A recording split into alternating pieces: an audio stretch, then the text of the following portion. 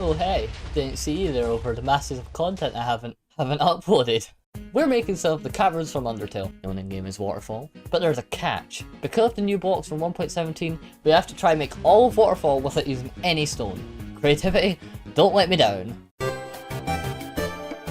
First off, if we're building this without any stone, we're gonna need to establish the block palette. The original idea for Waterfall was that we're going to be using black stone bricks to hold up the stone walls from crumbling onto the path, which I know it's Minecraft and don't actually crumble, just for the aesthetic. But since we now have deep slate blocks, we can still use a similar idea, but with much better colours that properly suit Waterfall. Which, as you saw, Waterfall doesn't look very grey in the slightest, so the walls being darker is a much better fit. With this in mind, I decided to do a little bit of experimenting with the new blocks before tackling the full build. So goodbye all my old builds! In the end, I had the great idea to use the new amethyst blocks to act like stars, which works well with the blackstone because it kind of mimics what a night sky would look like. Which canonically, monsters go to Waterfall without reminding them of what the surface is like. You know, the night sky they would never see, and the constant reminder of their imprisonment, and how they'll never see all the wonders of the sky and its clouds and stuff like that. So now that we have our block palette situation figured out, let's get to building. We've decided to build the rooms. There are tons of small caves leading to different points of Waterfall. Mainly because Squid wanted to be more interesting, but also because in real life and in Minecraft, it doesn't tend to be just one singular cave. There's lots of different branches of ways to go, so we're trying to recreate that same feeling for Waterfall. Some ideas we've had for the other rooms are things like underground lakes, where monsters would go as a sort of resort, with the top of the caves looking all sparkly with amethysts and plants dangling down. Yeah, all that nice stuff. We could also make ravines where some of the monsters like Washa and Aaron would live. And we could also use wooden paths to help them get around, which in Undertale you can actually see monsters using wooden paths to get around Waterfall, so at least we're sticking to canon material here. Something I've noticed with Waterfall was how there are lots of stalagmites, which makes sense considering they're made from water dripping down, but what I thought was really cool was how there are huge stone pillar type things holding the caves up, which means Waterfall is actually a lot bigger than I thought. So all of our rough room layouts now have to be scaled up. Oh boy.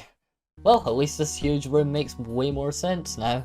Granted, we never see it because the player never strays from the main path of the game, but that's fine. I understand the need for plot convenience. Lighting. Now you may be wondering how on earth we're going to be lighting up the whole cave without making it look horrendous. Well, funnily enough, not lighting it up is actually going to help us with the lighting.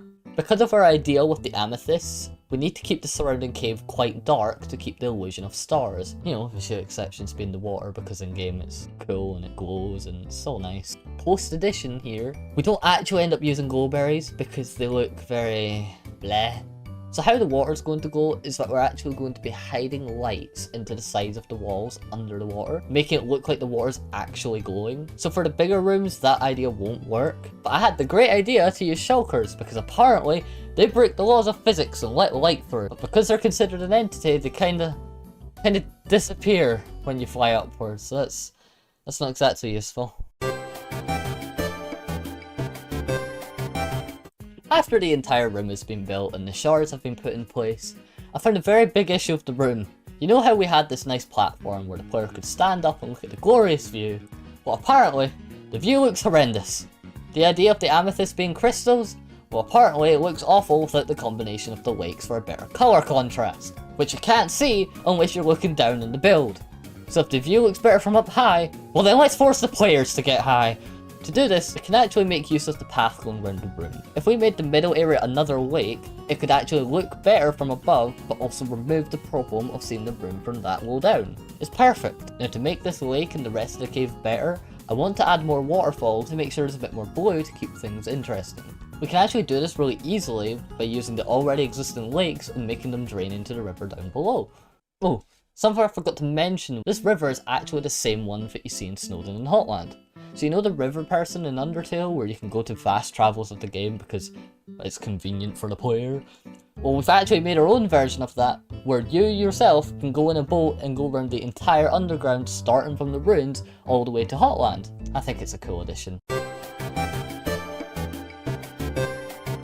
Well, here we are. The room I've spent at least a solid 5 minutes on. I am honestly, I'm really happy with how it came out. I know I shouldn't be looking at it from this place. I made a point that it doesn't look good from that angle. But it does look like stars. I will give it that. I got my point across. I really like these. These little things. Fun fact, the rooms aren't even finished. I've had such little time to do this, but we literally just sealed it off so I can get a thumbnail for the next video. I was worried about how I was going to make the water glow, because that's something I really like about Waterfall.